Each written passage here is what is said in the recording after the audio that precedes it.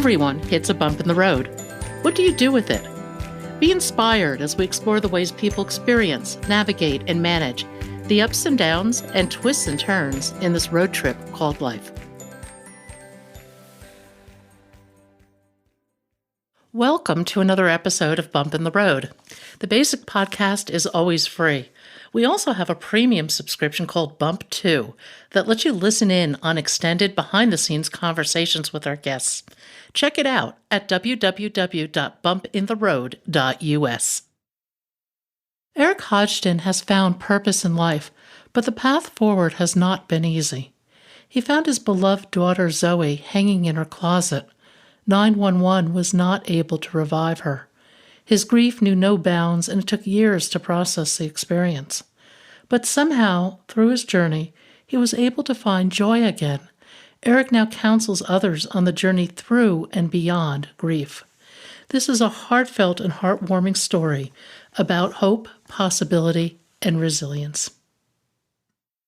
Eric, welcome to Bump in the Road. If you would, give us a little bit of background on your story.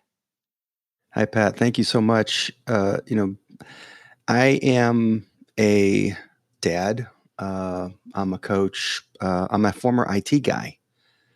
And about 7.5 years ago, I was fighting for custody of my 15-year-old daughter, Zoe, and I was helping her navigate the mysterious world of adolescent psychiatric hospitals.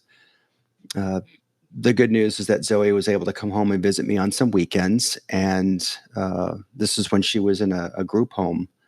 And so we used to have great time on those weekends, Pat. We would go to the Mug and Muffin for breakfast on a Sunday morning, make sure we got our bacon.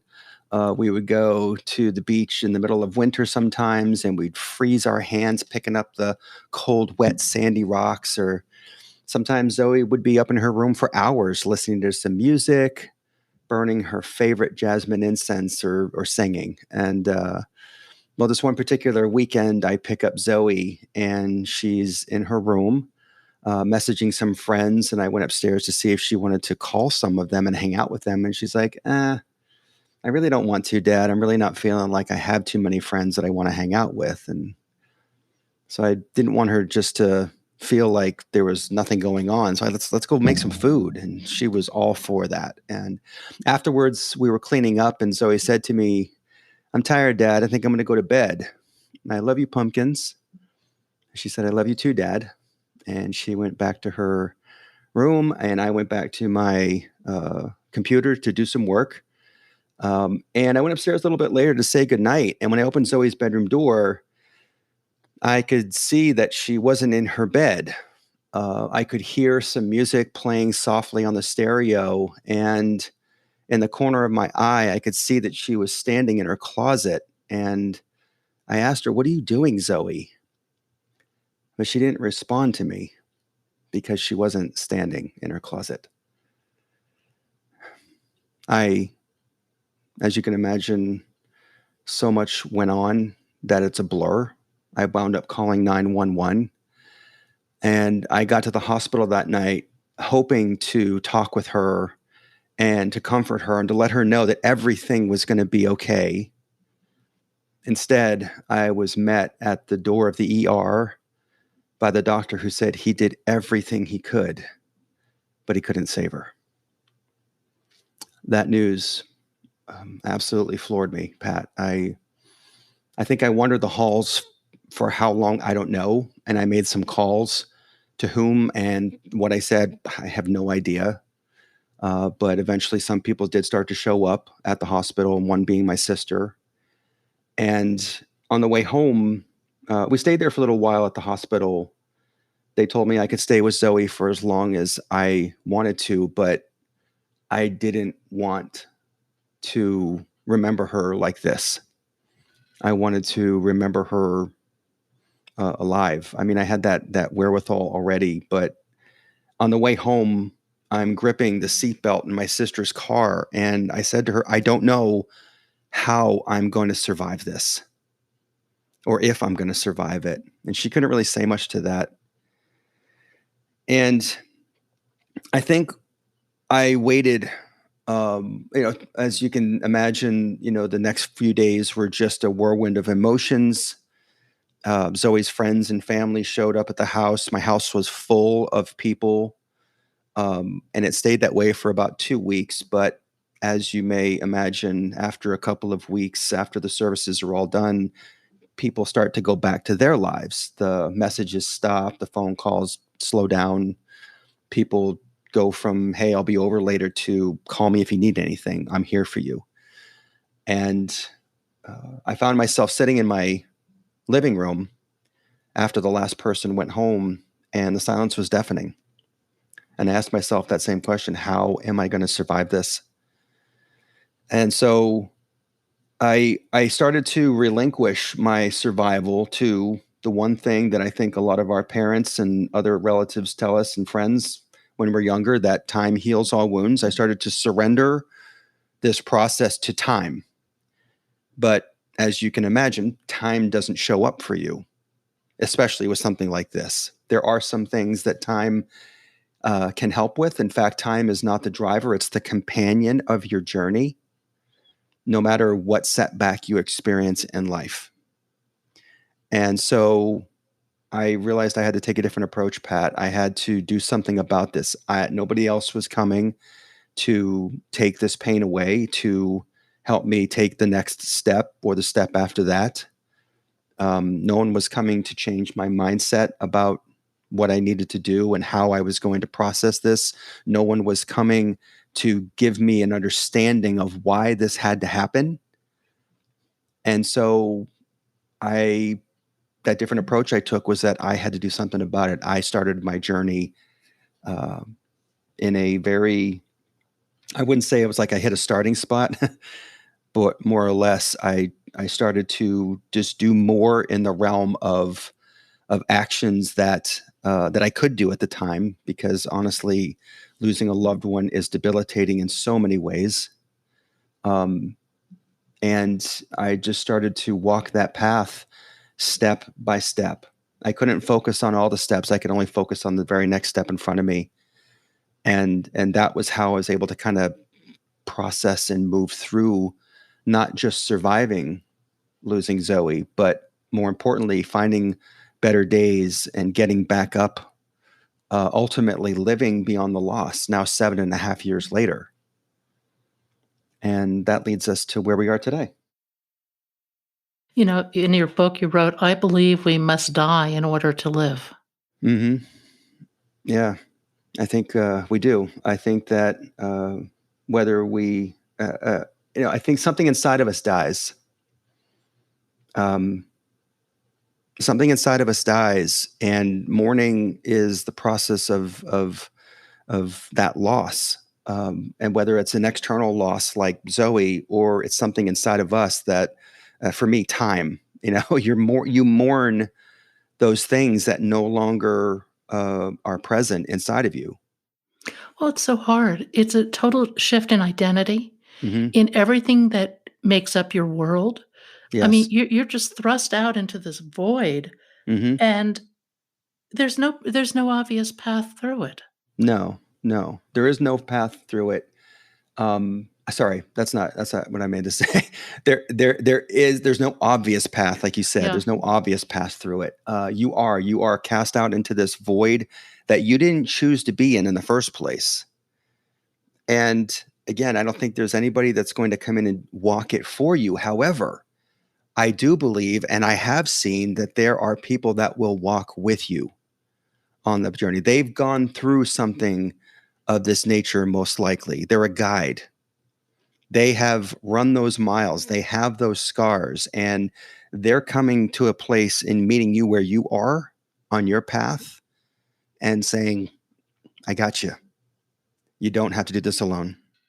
Did you find those people or did they find you? That's a great question. I think it was a combination. I had been working with a therapist for many years prior to that, so that was an immediate resource that I knew that I could access as a guide. um, to help me sort some of those emotions and those feelings and those thoughts that I thought were making me crazy.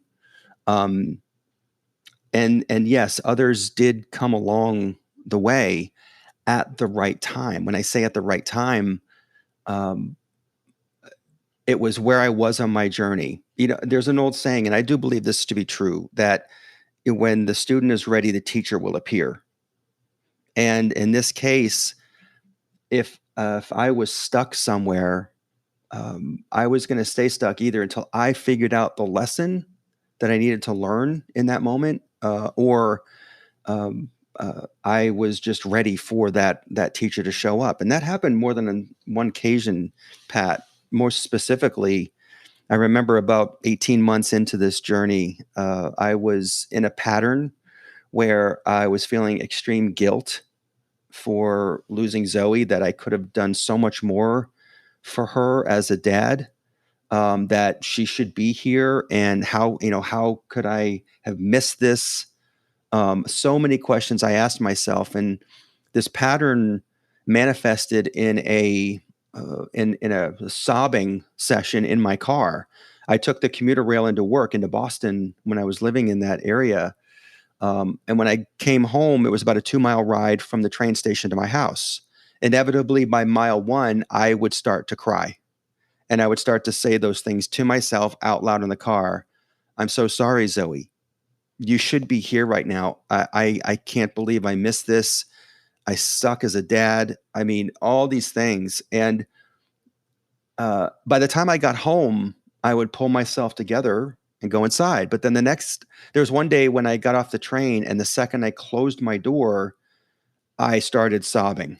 And the same thoughts were not only coming to me, but they were amplified now, to the point where I was crying so hard that the windows fogged up and I couldn't see where I was going. And now I'm screaming at myself in the car. And I said something that, oh my God, Zoe, I am so sorry. This was all my fault. And it was as if Zoe was sitting in the seat next to me, Pat, and I heard her say, Dad, cut it out. I'm okay. And I froze. And I thought about it. And I stopped crying. And when I pulled into my driveway, I sat there for about 10 minutes thinking, she's right.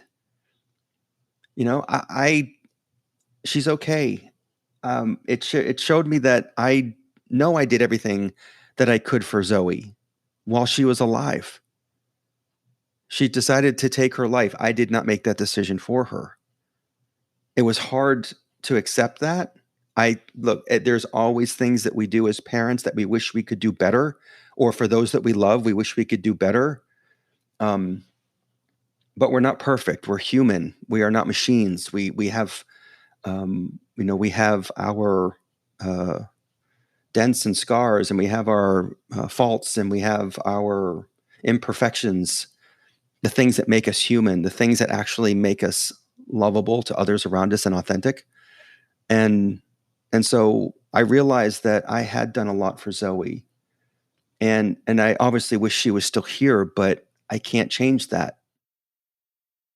You bring up something that is a huge paradigm shift when you're going through something like this. Mm, And when you ask, why did this happen, rather than asking, why did this happen to me, hmm why did this happen for me? That's mm. a huge jump and a difficult one to make, I think. It is. It is. And it's not something you can snap your fingers and be like, oh, okay, let me just turn off that question and go to this other one, right? There's a time on your journey when I think that you start to look at um, who you are as a person deep down. Why am I here now? I thought my purpose was to raise Zoe. And so when this happened, why did this happen? I was here for Zoe. I loved her. I know she loved me. Why did this have to happen to me? Right. And instead, well, why is this happening for me?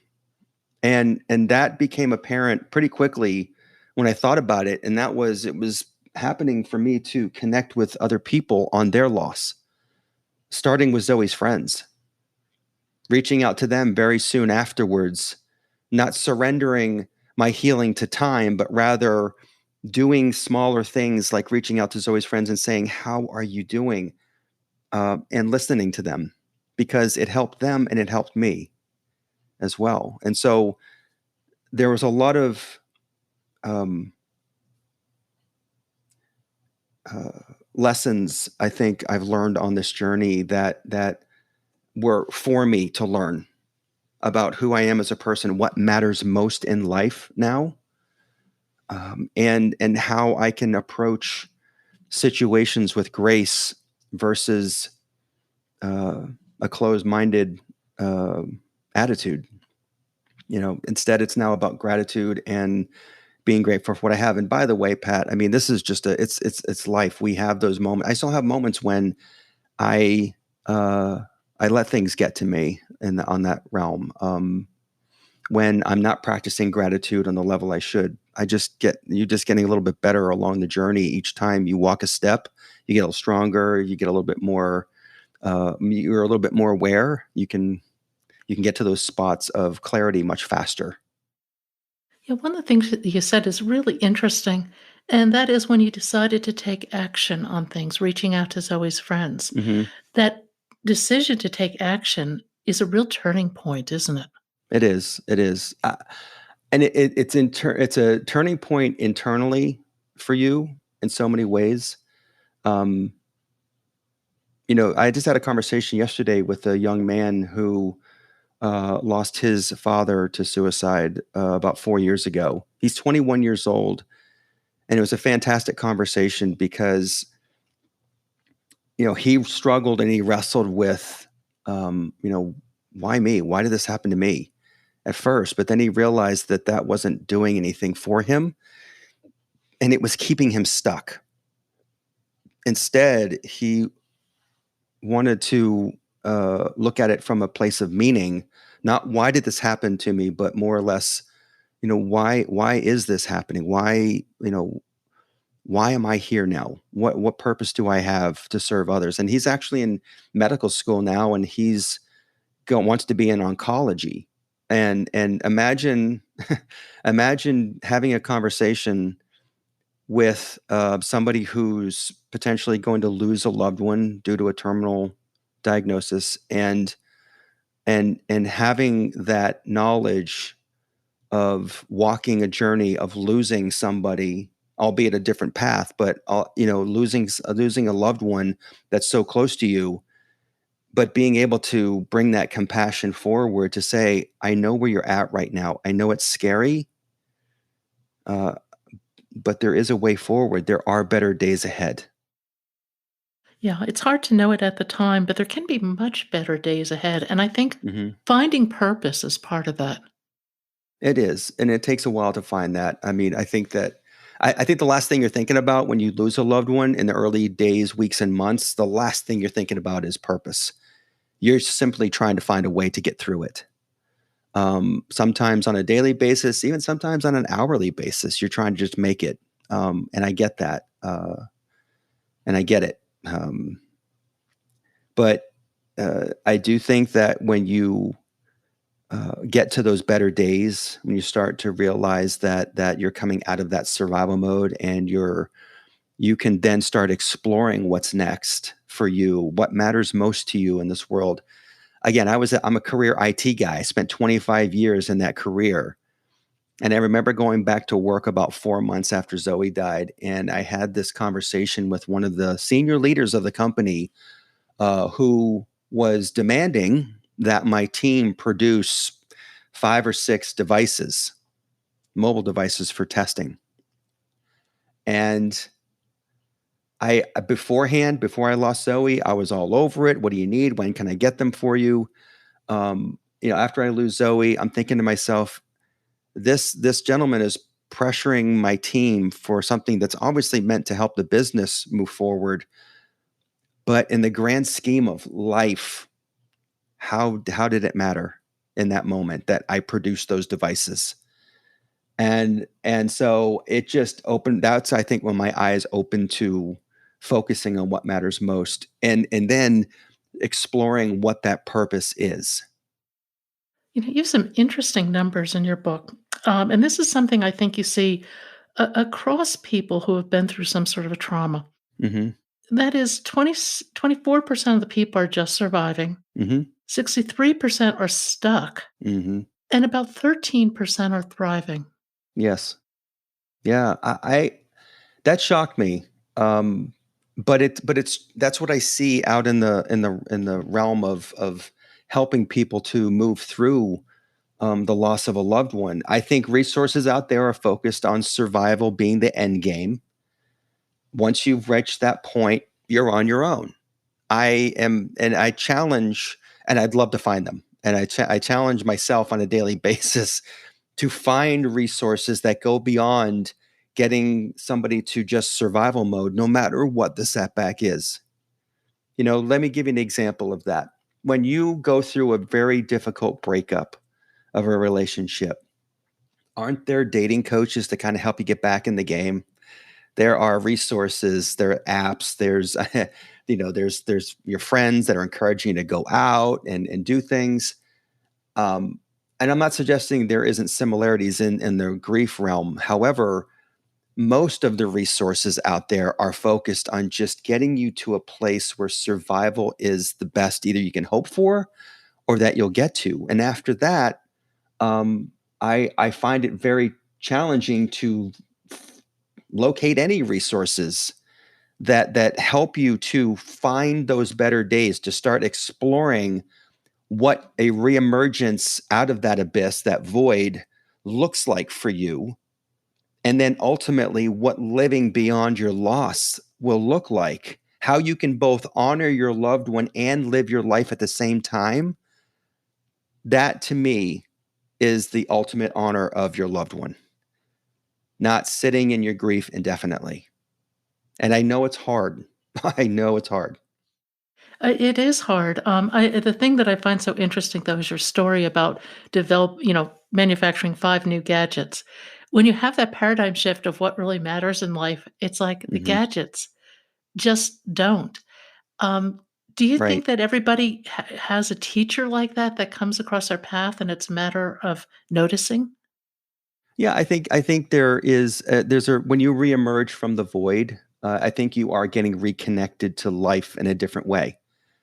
And I think that as you're starting to reemerge, you are starting to allow uh, some new energy, if you will, to come into your life, whether it be a new purpose, a new passion, um, maybe picking up something that you were passionate about much earlier in life that you want to, try again or put in front of you again, starting a foundation that honors and helps with research in the illness that you're working with, that you're sorry working through. There's so many. I think there's a lot of options out there that can come to you. To your point, Pat, I think they do come to you, and you have to be open to receiving those. And I think the question that begs the question: well, how does somebody get open? And I think as you're starting to reemerge, it is allowing yourself and giving yourself permission to be open to what's possible moving forward. You don't have to explore everything. You don't have to do everything. But I was introduced to this realm of storytelling and authoring books and training and coaching that I was not aware of previously.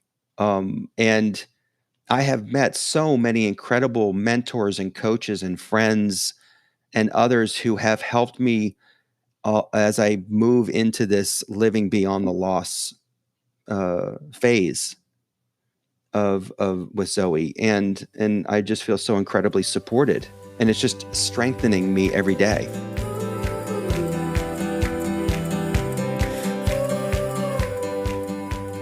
Thank you for joining us today. I hope you found something in today's podcast that inspires you along your own life's path, because sometimes a bump in the road is actually a portal into a more conscious and meaningful life. You can subscribe to our free podcast at www.bumpintheroad.us or become a premium member to hear the full conversation. Just go to www.bumpintheroad.us for more information and to sign up.